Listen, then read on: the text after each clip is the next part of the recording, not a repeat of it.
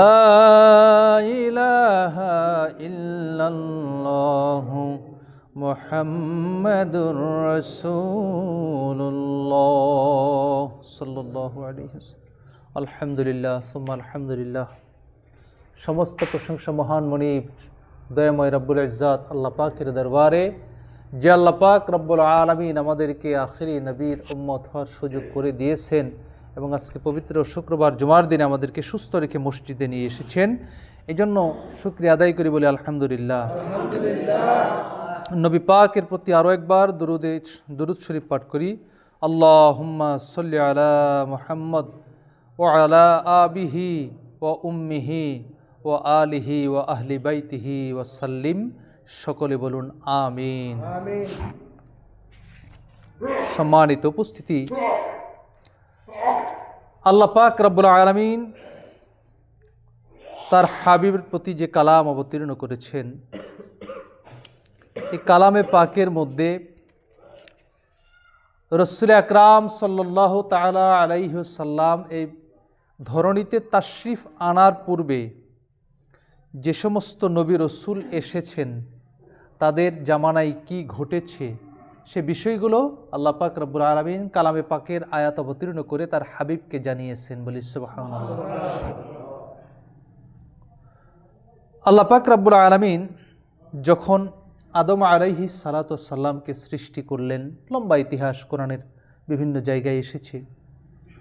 সৃষ্টি কিভাবে হলো, ফেরেশতারা কেন বিরোধিতা করলো, সৃষ্টি করার পরে আল্লাহ পাক আদমকে কিভাবে বিভিন্ন জিনিসের নাম শিক্ষা দিলেন, ইলম দান করলেন, ফেরেশতা এবং হযরত আদম আলাইহিস সালাতু ওয়াস সালামকে কিভাবে মুখোমুখি করা হলো। তো এগুলো লম্বা আলোচনা। আজকে যে বিষয়টার উপর আলোচনা করব তা হলো যে আল্লাহ পাক রব্বুল আলামিন হযরত আদমকে সৃষ্টি করার পরে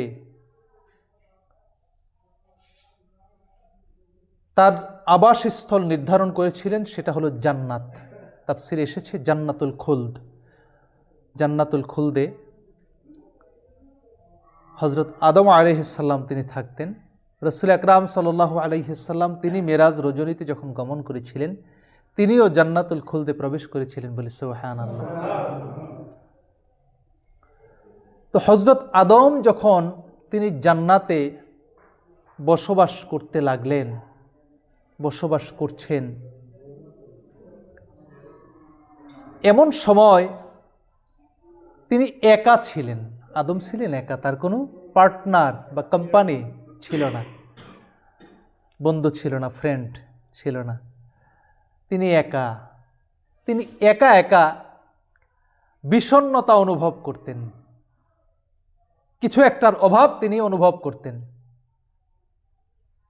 আলিমুল গাইব রহমানুর রহিম আল্লাহ পাক রব্বুল আলামিন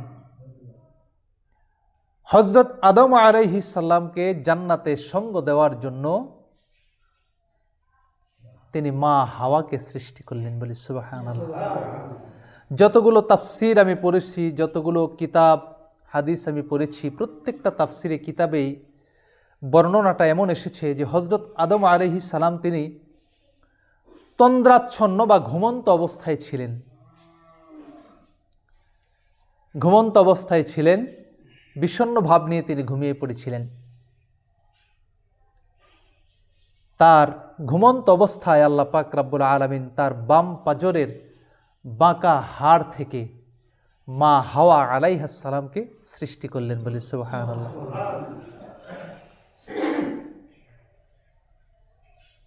হযরত আদম তিনি ঘুম থেকে জেগে উঠলেন জান্নাতের মধ্যে। ঘুম থেকে যখন জেগে উঠলেন তিনি দেখলেন তার মাথার পাশে একজন মহিলা বসা রয়েছে। সুবহানাল্লাহ। অত্যন্ত রূপবতী একজন মহিলা, একজন মেয়ে মানুষ। হযরত আদম আলাইহিস সালাম তিনি যেমন, তার বিপরীত একজন মানুষ তার মাথার পাশে বসা রয়েছে। হযরত আদম আলাইহিস সালাম তার যখন ঘুম ভেঙে গেল, তিনি ঘুম থেকে জাগ্রত হওয়ার পরে তার শিয়রের পাশে একজন মহিলাকে বসা অবস্থায় তিনি দেখতে পেলেন। ডাক দিলেন, তুমি কে? মা হাওয়া উত্তর দিলেন, আমি একজন মহিলা। সুবহানাল্লাহ বলেন। সর্বপ্রথম মেয়ে মানুষ তিনি, আমাদের আদিমাতা। তুমি কে? আমি একজন মহিলা। তোমাকে কেন সৃষ্টি করা হয়েছে? তোমাকে কেন সৃষ্টি করা হয়েছে? মা হাওয়া উত্তর দিচ্ছেন, আমার কাছ থেকে তুমি যেন প্রশান্তি লাভ করতে পারো, এই জন্য আল্লাহ পাক রব্বুল আলামিন তোমার মধ্য থেকে আমাকে সৃষ্টি করেছেন। বলি সুবহানাল্লাহ। তাহলে স্ত্রী স্বামীর জন্য প্রশান্তিদায়ক। সুবহানাল্লাহ ওয়া বিহামদিহি। কুরআন এবং হাদিস এটা প্রমাণ করে। আর সেই স্ত্রীরে তো আমরা মাঝে মাঝে গরুর লাঠি দিয়েও পিটাই। এরকম ডাকাত আছে না নাই? কোন নবীর অনুসারী, কোন নবীর প্রেমিক, আউলিয়া কেরামদের অনুসারী কোন মানুষ কখনো এই কাজ করতে পারে না। জোরে বলেন ঠিক কিনা? আল্লাহর রসুলের আদর্শ, আল্লাহর রসুলের তরিকা যারা অনুসরণ করবে, আউলিয়া কেরামদের তরিকা যারা অনুসরণ করবে, তারা কোনোদিন নিজের স্ত্রীকে গরুর মতো পিটাতে পারে না। জোরে বলেন ঠিক কিনা? আর যদি কারো মধ্যে এই বদ স্বভাব থেকে থাকে, তাহলে বোঝা গেল তিনি সত্যিকার অর্থে আমার নবীজির প্রেমিক বা আশিক নন। কথা বলেন ঠিক কিনা? মা হাওয়া জবাব দিলেন, তুমি যেন আমার মধ্য থেকে প্রশান্তি লাভ করতে পারো, এই জন্য আমাকে তোমার জন্য সৃষ্টি করা হয়েছে। ফেরেশতারা ডাক দিয়ে বললেন, রে আদম, এই মহিলার নাম কি? আদমকে আল্লাহ পাক ইলম দান করেছিলেন কিনা? সমস্ত ফেরেশতার সামনে যখন নিয়ে আসলেন, নাম জিজ্ঞাসা করলেন হযরত আদম, তিনি সব কিছুর নাম বললেন, কিন্তু ফেরেশতারা কি বলতে পেরেছিল? তাহলে আমাদের আদি পিতা হযরত আদম আলাইহিস সালাতু ওয়াস সালাম, উনার যেই জ্ঞান ছিল ফেরেশতাদের সেই জ্ঞানই ছিল না। আর আমার নবী, আখেরি নবী, তিনি হলেন সমস্ত নবীদের নবী, সমস্ত রসুলদের রসুল, সমস্ত নবী এবং রসুলদের মাথার তাজ, ইমামুল মুরসালিন। তিনি তো হযরত আদমের চেয়ে অনেক বেশি জ্ঞান রাখবেন, এটাই তো স্বাভাবিক, ঠিক কিনা? এই জন্য অনেকেই যারা বলে যে ফেরেশতারা নূরের তৈরি, তাহলে আমার রসুল ফেরেশতার মতো এরকম নূরের তৈরি হয় কেমনি? আমার রসুল তো মাটির তৈরি। আপনারা বেশি করে কোরআন কিতাব পড়েন আর আল্লাহর কাছে দোয়া করেন, আয় আল্লাহ তাআলা, রসুলে পাকের পায়ের উসিলায়, কদম মোবারকের উসিলায় আমাকে ইলম দান করো। তাহলে যারা মাটির ব্যবসা করেন, হয়তোবা আপনাদের নসিব ভালো হলে আমার রসুল সম্পর্কে জ্ঞান অর্জন করলে আল্লাহ পাক দিলে দিতেও পারে, ঠিক কিনা? মুসলমান ভাইয়েরা আমার, ফেরেশতারা যখন জিজ্ঞেস করলো, রে আদম, এই মহিলার নাম কি? হযরত আদম আলাইহিস সালাতু ওয়াস সালাম ফেরেশতাদের প্রশ্নের উত্তর দিলেন, এই মহিলার নাম হলো হাওয়া। সুবহানাল্লাহ। আদম বলে দিলেন, এই ফেরেশতার নাম হলো হাওয়া। দীর্ঘদিন আদম একা একা একা একা জান্নাতের মধ্যে ছিলেন, কোনো আকর্ষণ বিকর্ষণের সুযোগ ছিল না। ঘুম থেকে ওঠার পরে মাথার পাশে যখন মা হাওয়া আলাইহিস সালামকে দেখলেন, হযরত আদমের মনে মা হাওয়ার প্রতি আকর্ষণ জন্ম নিল। বলি সুবহানাল্লাহ। প্রেমের উদ্রেক হলো, ভালোবাসার উদ্রেক হলো। মা হাওয়াকে তিনি কাছে পেতে চাইলেন।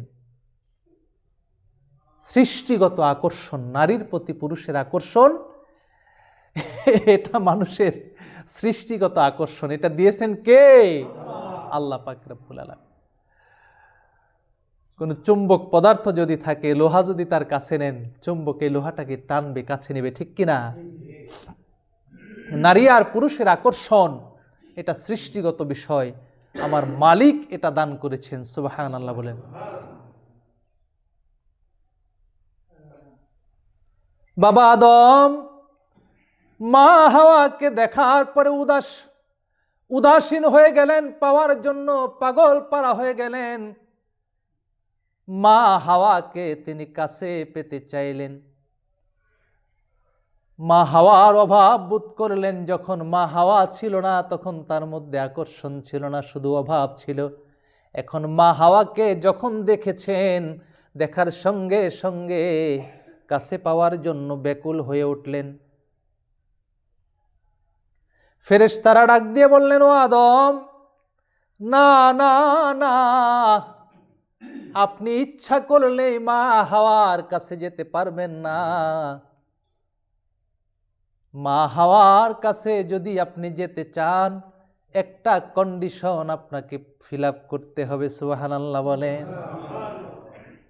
ও আদম, আপনি মা হাওয়ার কাছে যাবেন, হাওয়ার কাছে যাবেন, তার জন্য আপনাকে হাওয়ার মহরানা পরিশোধ করতে হবে। বলি সুবহানাল্লাহ। সর্বপ্রথম মহরানা, সর্বপ্রথম বিয়ে। ফেরেশতারা রে, তাড়াতাড়ি বলো, আমি হাওয়ার কাছে যেতে চাই, আমি হাওয়াকে কাছে পেতে চাই। কেমন করে তাকে আমি কাছে পাবো? কোন জিনিস দিয়ে আমি তার মহরানা আদায় করব? অনেক মোল্লা মৌলবী মা হাওয়া এবং হযরত আদমের বিয়ের মহরানা জানে না, যেটা তরিকতের লোকজন জানে। কথা বলেন ঠিক কিনা?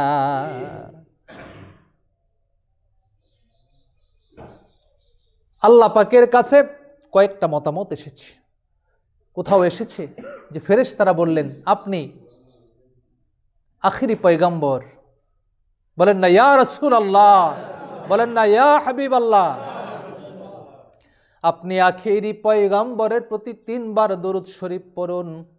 কোন কোন কিতাবের মধ্যে এসেছে হযরত আদম আল্লাহ পাকের দরবারে প্রার্থনা করলেন, রব্বুল আলামিন, আল্লাহ, তুমি যে সৃষ্টি আমাকে উপহার দিয়েছো, আমি একা একা ছিলাম, আমার অভাবটা তুমি আল্লাহ বুঝেছো, তুমি জেনেছো, তুমি আমার জন্য সঙ্গিনী পাঠিয়েছো।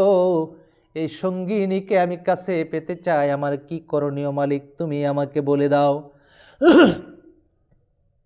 ফাকাল আল্লাহু তাআলা, এবার আল্লাহ পাক ডাক দিয়ে বললেন, ইয়া আদম, রে আদম, সল্লু আলা হাবিবি মুহাম্মদ ইবনে আব্দুল্লাহ। সুবহানাল্লাহ বলেন। রে আদম, তুমি দুরূদ পড়ো কার প্রতি? সল্লু আলা হাবিবি, আমার হাবিবের প্রতি। সুবহানাল্লাহ বলেন। আমার হাবিবের প্রতি তুমি দুরূদ পড়ো। কোন হাবিব? কে আমার হাবিব? আমার হাবিব হলো মুহাম্মদ ইবনে আব্দুল্লাহ। বলেন সুবহানাল্লাহ। আমার হাবিবের প্রতি দুরূদ পড়ো, তোমার মহরানা আদায় হয়ে যাবে। আর মহরানা যখন আদায় হয়ে যাবে, আমি যে সৃষ্টি তোমার জন্য করেছি, যে উপহার তোমার জন্য সৃষ্টি করেছি, এটা তুমি কাছে পাবে। বলেন সুবহানাল্লাহ। সেই প্রথা আদম সন্তানদের মধ্যে এখনো আছে না নাই? আমরা বিয়ে শাদী করলে মহরানা দেই কি দেই না? বলে হুজুর 3 লাখ মহরানা ধার্য করেন। মেয়ের বাপ কয় 3 লাখ, ছেলের বাপ কয় হইতো না, 70-এর বেশি দিব না। দর কষাকষি করার পরে মহরানা ঠিক হয়েছে 1.5 লাখ। নগদ কত? বলে নগদ হুজুর। ছেলের বাপ খুব গর্ব করে বলতেছে, নগদ 1500 লেখেন, নাক ফুল একটা। কথাটা খেয়াল করেন। আর 1,48,500 টাকা বাকি। মাঝে মাঝে বিয়ে পড়াই তো 1500 টাকা নগদ বুঝিয়া পাইয়া অবশিষ্ট 1.5 লক্ষ টাকা বাকি রাখিয়া। কথাটা হিসাব করিয়ে নি। আদম পরিশোধ করলেন নগদে, আমাদের নগদে পরিশোধ করার কথা, কিন্তু মেয়ের বাপও ছাড়ে না, আমিও মহরানা পরিশোধ করতে পারি না। ছেলেদেরকে যদি মেয়ের বাপেরা সহজ করে দিত যে বাবা তোমার যা সামর্থ্য আছে তুমি তাই মহরানা দাও, দিয়ে আমার মেয়েকে তুমি বিবাহ করো। বিশ্বাস নাই, আস্থা নাই। বিয়ে দেওয়ার সময় আমাদের নিয়তের মধ্যে গরমিল যে আহারে বিয়ে দিব, যদি মহরানা কম করি, আর যদি বিয়ে ভেঙে যায় 3 লাখ দিলে তো অন্তত সারায় নিলে 3 লাখ পাবো, আর যদি 30,000 দেই তাহলে তো আমার লোহাই লবণ সমান সমান, তাহলে তো আমার কোনো লাভ হলো না। নিয়তের গরমিলের কারণে আজকে ছেলে মেয়েদের সংসারের মধ্যে অশান্তি নেমে আসে। কথা বলেন ঠিক কিনা? আপনার যা সামর্থ্য আছে মহরান আপনি তাই দেন, নগদ দেন, দিয়ে বিয়ে শাদী করান, সেই সংসারে রহমত আসবে, বরকত আসবে। সুবহানাল্লাহ বলেন। হযরত আদম যখন আল্লাহ পাক ডাক দিয়ে বললেন, রে আদম, সল্লু আলা হাবিবি মুহাম্মদ ইবনে আব্দুল্লাহ, তুমি আমার হাবিব, আমার মহব্বতের মানুষ, আমি যাকে মহব্বত করি, আমার হাবিব মুহাম্মদ ইবনে আব্দুল্লাহর প্রতি দরুদ শরীফ পড়ো। সুবহানাল্লাহ বলো। তুমি যদি আমার হাবিবের প্রতি দরুদ শরীফ পড়ো, আমি তোমার জন্য যেই উপহার সৃষ্টি করেছি, হাওয়া তোমার জন্য জায়েজ হয়ে যায়। বলেন সুবহানাল্লাহ। বিয়ে শাদী হয়ে গেল। এইবার আল্লাহ পাক রব্বুল আলামিন, বিয়ে শাদী করার পরে তো ঘরের দরকার আছে না নাই? আমরা দুনিয়াতে আমাদের যার যার সাধ্য মতো ঘরের মধ্যে থাকি। আল্লাহ পাক কালামে পাকের মধ্যে রহমাতাল লিল আলামিনকে জানিয়ে দিলেন, যখন বিয়ে শাদী হয়ে গেল, এইবার আল্লাহ পাক রব্বুল আলামিন হযরত আদম এবং মা হাওয়াকে ডাক দিয়ে বললেন, ওয়াকুলনা ইয়া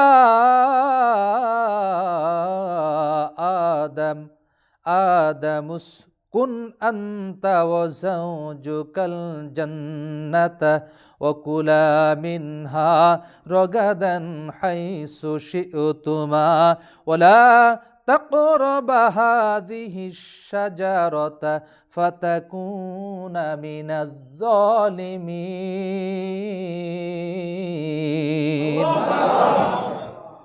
আল্লাহ পাক ডাক দিয়ে বললেন, আদম রে, তুমি এবং তোমার স্ত্রী এই জান্নাতের মধ্যে বসবাস করতে থাকো। ও আদম, তুমি এবং তোমার স্ত্রী জান্নাতে বসবাস করতে থাকো, বসবাস করতে থাকো। জান্নাতের মধ্যে অসংখ্য নাজ নেয়ামত আছে, সেগুলো খেতে থাকো, সেগুলো খেতে থাকো। কিন্তু সাবধান, খবরদার, খবরদার, ওয়ালা তাকরাবা হাযিহিশ শাজারাত, এই যে গাছটা আছে, এই গাছের নিকটবর্তীও হইও না। আল্লাহু আকবার বলে। লম্বা আলোচনা। জান্নাতে থাকতে দিলেন, নিষেধ করলেন ওই গাছের নিকটে যাইও না। হাকিকত মালিক জানেন, গাছটাই বা জান্নাতে থাকার প্রয়োজন কি ছিল? ওই গাছ না থাকলে তো আর নিষেধ করার প্রয়োজন হতো না। নিষিদ্ধ গাছ, পরীক্ষা দেখেন শুরু হয়েছে আমাদের ওইখান থেকেই। ওই গাছের নিকটে যেও না। গাছে যে ফল আছে এটা খেও না। ওই গাছ, ওটা তো খাওয়া পরের হিসাব, কিন্তু গাছের নিকটে যাও না। কারণ আল্লাহ পাক জানেন যদি গাছের নিকটে যায় অঘটন একটা ঘটে যাবে। আল্লাহ পাক ডাক দিয়ে বলছেন, ফাতাকুনা মিনাজ যালিমিন, তুমি যদি ওই গাছের নিকট যাও, তোমার স্ত্রী যদি যায়, তাহলে তোমরা ওইখান থেকে ফল খেয়ে ফেলবে আর তোমরা জালেমদের অন্তর্ভুক্ত হয়ে যাবে। অর্থাৎ তোমরা ভুলে যাবে তোমাদেরকে আমি জান্নাতে দিলাম, সৃষ্টি করলাম, আশরাফুল মাখলুকাত, তোমরা আমার হুকুম তোমরা ভুলে যাবে। ঠিক ঠিক কি করলো? শয়তান তাদেরকে প্ররোচনা দিল। প্ররোচনা দিল, কিতাবের মধ্যে এসেছে গন্ধম বা গন্দুম নামক একটা ফলের গাছ ছিল, সেখান থেকে তারা ভক্ষণ করলো, জান্নাতে পোশাক খুলে গেল। আল্লাহ পাক তাদেরকে জান্নাত থেকে নামিয়ে দিলেন। এই তো পৃথিবীতে আদম সন্তান আদমের বসবাস শুরু হয়ে গেল। বন্ধুরা রে আমার, আমরা আজকে দেখেন বিভিন্ন জায়গায় বিভিন্ন ধরনের জালসা হয়, কোরআনের মাহফিল হয়, বিভিন্ন জায়গায় আপনারা যান, তাফসিরুল কোরআন মাহফিল, জিকিরের মাহফিল ইত্যাদি ইত্যাদি নাম দেওয়া হয়। সেখানে যাওয়ার পরে আমরা যেটা দেখি, আমরা আহলে সুন্নাত ওয়াল জামাতের অনুসারী যে সমস্ত আলেম ওলামা, তারা 100-র মধ্যে 100 ভাগ নবীজিকে অন্তরের অন্তঃস্থল থেকে গভীরভাবে মহব্বত করি, এতে কোনো সন্দেহ নাই। এবং আমরা যারা সুন্নি দাবিদার, আমরা যারা আল্লাহ রসুলের তরিকা, আউলিয়া কেরামদের তরিকা, আহলে বায়াতের তরিকা আমরা বিশ্বাস করি, তারা কখনো কোনো দিন আমরা রসুলে পাকের প্রতি বিন্দু পরিমাণ কোনো অবজ্ঞা অবহেলা করি না। আমার নবীজির দাম কত দেখেন। সর্বপ্রথম মানুষ আদম, তিনি জান্নাতে মা হাওয়ার সঙ্গে বিবাহ বন্ধনে আবদ্ধ হবেন। সেখানে তো আর ওই বাংলাদেশের 1000 টাকা নোট আর 500 টাকা নোট ছিল না। কি বলেন? সলিমউদ্দিন মার্কা আর কলিমউদ্দিন মার্কা 1000 টাকা নোট 500 টাকা নোট কি ছিল জান্নাতে? ছিল না। তাহলে সেখানে আল্লাহ পাক রব্বুল আলামিন তার হাবিবের প্রতি দুরূদ শরীফ পড়ে মা হাওয়ার সঙ্গে বিবাহ বন্ধনে আবদ্ধ হওয়ার জন্য আদমকে নির্দেশ দিলেন। আমার আপনার নবীজির দাম কত, মান কত, শান কত! সুবহানাল্লাহ বলেন।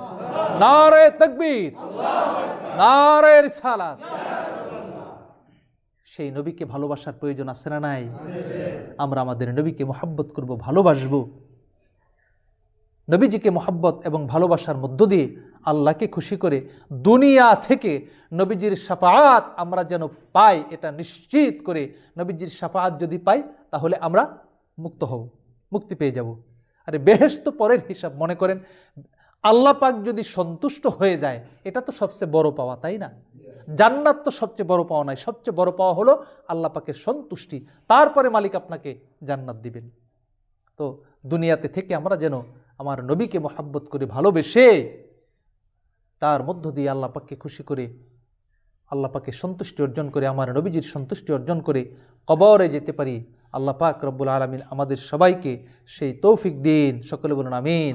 ওয়া আখিরুদ দাওয়ানা আলহামদুলিল্লাহি রাব্বিল আলামিন। যারা পরে এসেছেন